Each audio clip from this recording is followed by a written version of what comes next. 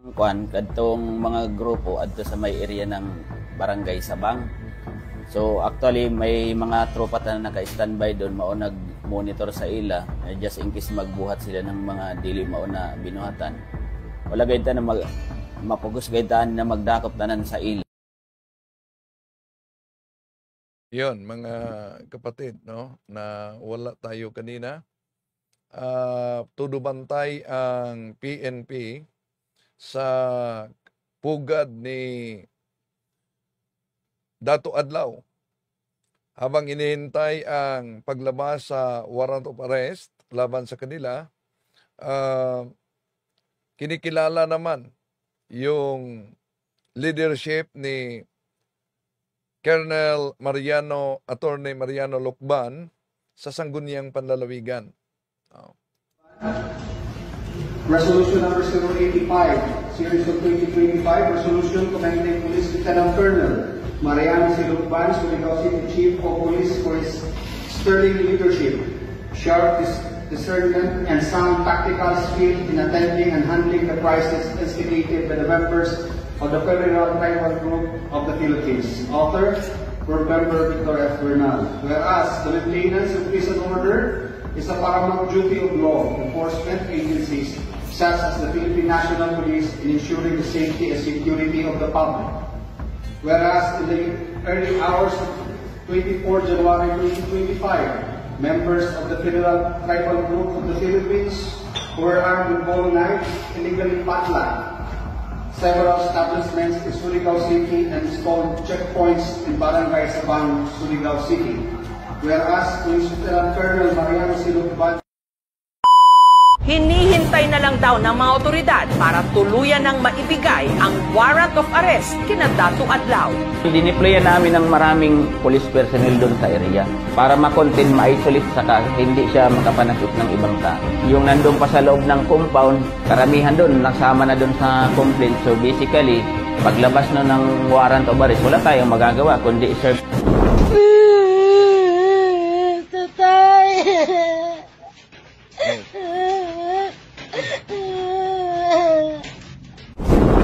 Yon ang update ngayon mga kapatid, no, sa pagtutok natin kaugnay sa kulto nitong si Dato Adlaw, no. At may videong inilabas naman si Bae Lourdes. Ay sa ka-chip din sa Caraga Regional 13 sa Ancestral lang po. Ayan po, Ferdinand Marcos Jr. President, ayan, to inform po sa inyo po dahil kayo po ang may responsibility nito dahil ang lapsis ni Kapitan, lapsis niyo po. Na walang ang development sa Ancestralan na no pre-prior informed consent sa rightful owner, under tayo sa management sa federal po. Buong daigdig po, na ayan, may inilapsis sa government po, President down to local po, pagdating po sa karapatan po namin tribo po sa Ancestral lang po. Ayan po, dahil ang lahat nga ng batas na inconsistent na nga po pagdating sa Ipralo po. Kasi umalingan, pag palaging inulit-ulit ay magmukha talaga ang katuhanan para sa ating mga kapatid na kulang ang kaalaman. Ang pagkadaya ay maranasan sa iba't ibang paraan. Pero napakasakit pag madaya tayo sa pananampalataya. Dahil nanganib pati ang ating kaluluwa. Viva Cristo Rey! Pro Dio et Ecclesia! Kumusta sa lahat ating mga suking taga-subaybay? Welcome po. Yun ang update, no, sa kaugnay sa grupo ni Dato Adlaw. No, kahit pinutulan na sila ng kuryente, nakapag-upload pa ng video si Bae Lourdes, yung kinikilala nilang Reyna. At nagsagawa, kung maalala nyo, nagsagawa din ng live mismo si Dato Araw, no? Dato Adlaw, kaugnay sa live na binigyan niyang 72 hours lang, pati si Pangulong Bongbong Marcos. Dili away ang atong katuyon. panagsilusa para malaman mo. Boss namin yung Ano? COP dito, confiscate yan, pero pwede kayong lumabas. Opo. Pero ang mayat is i-surrender Ay, hindi nyo. pwede. O, ayaw nyo, Hindi huhulihin pwede. namin kayo. Sino kayo maghuli? Pwede din sila po. Ano yung managkuha na? Tayo ng plastic na mo. Ano ba? Bitaw. Tayo ng plastic. Dalawa nilagay mo. Sa din eh. Ilaming gisirkuluhan dire ang mga pulis nga wala sila rights. Wala na kami makalihok dire tungod kay ilang gibantayan ang among mga kauban dire nga mga diplomat. Kaya sana po na makarating ko ito sa mahal na nating presidente.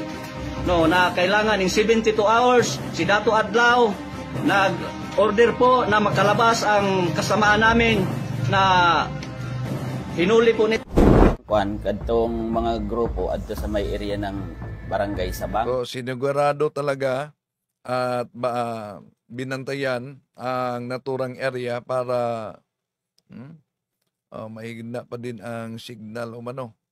Okay. Sige lang. Subukan nating magpatuloy ngayon. Ako ang inatasan ngayon sa punto por punto. Subukan kong makapasok doon. Okay. Sa pagkakataong ito mga kapatid, ating tatalakayin, dapat ang mga CFD alam nila ito dahil ito ang mga aklat na gagamitin ng mga ministro ni Felix Manalo sa debate. No, di ko na lang kinuha yung audio nila. Ito lang, i-present lang muna natin yung mga aklat na gagamitin nila para at least aware kayo, no? Dahil sa pagpatunay natin sa Iglesia Katolika na siyang iglesyang tatag ng ating Panginoon Jesucristo, isa sa mga palatandaan ay one and then Holy Catholic Apostolic Roman Church. So, kaya nga ang National Office, meron tayong National Library at inaanyayahan bawat chapter na meron talaga nitong mga aklat na ito dahil itong aklat na ito, bawat ministro o manggagawa, yung mga nag-aaral sa pagkaministro, no? Meron talaga silang mga kopya nito. Di nyo naman makita ito sa iba't ibang library sa Katoliko, no? Pero ito bagong-bago, no, makita ninyo ang pananampalataya at mga ninuno at iba pa mga aklat dahil may nag-reproduce kasi pero wala na ito sa simbahang sa mga aklat Katoliko sa library. Isa sa mga ginagamit nila para pasinungalingan nila ang isa sa mga tanda ng tunay na iglesia, yung one, hindi daw nagkakaisa. Bakit? Dahil patunayan nila sa pamamagitan na hindi nagkakaisa sa aklat na ito na ang pamagat ay The Spirit of Catholicism by Carl Adam sa pahina 2. Ito kasi ang tandaan niyo mga CFD ito ang gagamitin ng mga ministro. It is quite true, Catholicism is a union of contraries. Then, ang tanong ng mga ministro dito sa debate, kung debate, sabi mo na ang simbahang Katoliko ay nagkakaisa, one. Kung mabasa ko sa aklat na ang may akda ay paring Katoliko, na ang sabi sa aklat na ito, The Spirit of Catholicism, it is quite true. Catholicism is a union of contrary. Sabi mo na ang Katoliko ay nagkakaisa. Tanong, ito bang nakasulat sa aklat Katoliko na The Spirit of Catholicism na ang sabi, it is quite true that Catholicism is a union of contraries. Totoo ba ito o hindi? So, kadalasan, ito'y ginagamit nila ni Rizalito Ocampo noon at ang mga CFD naman ay walang kopya noon na aklat kaya inanap talaga natin bawat aklat na ginagamit nila. So, totoo naman na nakasulat yan, pero out of context sila. Bakit? Dahil kung tingnan natin ang nakasulat kasi, ito, may iniwasan sila. It is quite true, Catholicism is a union of contraries, but contraries are not contradictories. Whenever there is life, there you must have conflict and contrary, even in purely biblical Christianity, and especially in Old Testament religion. These conflicts and contraries may be observed for only so as there is growth and the continual emergence of new forms. So, yon ang bahagi na iniwasan ng mga ministro ni Manalo. Pero, kaya mga kapatid nating CFD sa bawat chapter, so dapat meron talaga kayo na mga aklat na ito dahil ito'y ginagamit lalo na sa public debate sa Iglesia ni Cristo kay Manalo. At sa pagtutol din nila, no, sa tanda na huli ang pagkabanal, gagamitin nila ang aklat na ito. Ang pananampalataya ng ating mga ninuno ni James Cardinal Gibbons sa pahina 30. At ito ang kadalasang tanong. Ito ang tanong ni Ministro Rizalito Ocampo sa akin noong nagkaharapan kami sa public debate. Sabi mo, Mr. Talibong, na ang Katoliko ay santa. Kung mabasa ko sa aklat Katoliko ng maikda ay ang Cardinal Katoliko, na bulok na ang moralidad ng mga Katoliko. Ang Katoliko ba'y santa o impakta? Yon. Mag-ingat sa ganyang mga taktika ng mga ministro. Dahil meron silang researchers, paano nila pinagputol-putol, pinagchap-chap ang mga aklat Katoliko. Ito ang ginagamit nila mga kapatid na dapat aware kayo dahil dami ng mga natangay diyan. Nalulungkot kaming ipagtapat na ang kabulukan sa moral ay malimit na nasusumpungan sa sinapupunan ng nagsasabing sila'y Katoliko. Di natin maipipikit ang ating mga mata sa harap ng katotohanang marami sa kanila ang di nabubuhay ayon sa ipinag-utos ng kanilang iglesia, kundi bagkos nagiging sanhi pa ng kalungkot-lungkot na iskandalo. Ngunit sa aba niya ay nagiging daan ng mga ito. Tinatanggap ko rin na mga kasalanan ng mga Katoliko'y lalong karimarimarim sa mata ng Diyos kaysa mga kasalanan ng mga nahiwalay nila mga kapatid, sapagkat maraming grasya ang sinasayang nila. So, napakalinaw daw umano sa aklat Katoliko na bulok na ang moralidad. Magaling sila mag-research, di lang magaling umintindi. Dahil ang nakasulat kasi diyan, malinaw naman ang sinasabi diyan. Di ba? Ang sabi diyan, di natin maipipikit ang ating mga mata sa harap ng katotohanan. Marami sa kanila ang di nabubuhay ayon sa ipinag-uutos ng kanilang iglesia, kundi bagkos nagiging sanhi pa ng kalungkot-lungkot na iskandalo. Ngunit sa aba niya nagiging daan na mga ito. So, dito malinaw mga kapatid sa ginamit nilang aklat na Katoliko na nagiging bulok ang moralidad, hindi dahil sila'y Katoliko o tayo'y Katoliko, dahil marami sa kanila ang di nabubuhay ayon sa ipinag-uutos ng kanilang iglesia. Pero sa aklat bang ito na ginagamit nila ang simbahang Katoliko ba kahit sinabing may maraming namumuhay na hindi ayon sa aral ng simbahang Katoliko, nawala na ba ang kaniyang pagkabanal?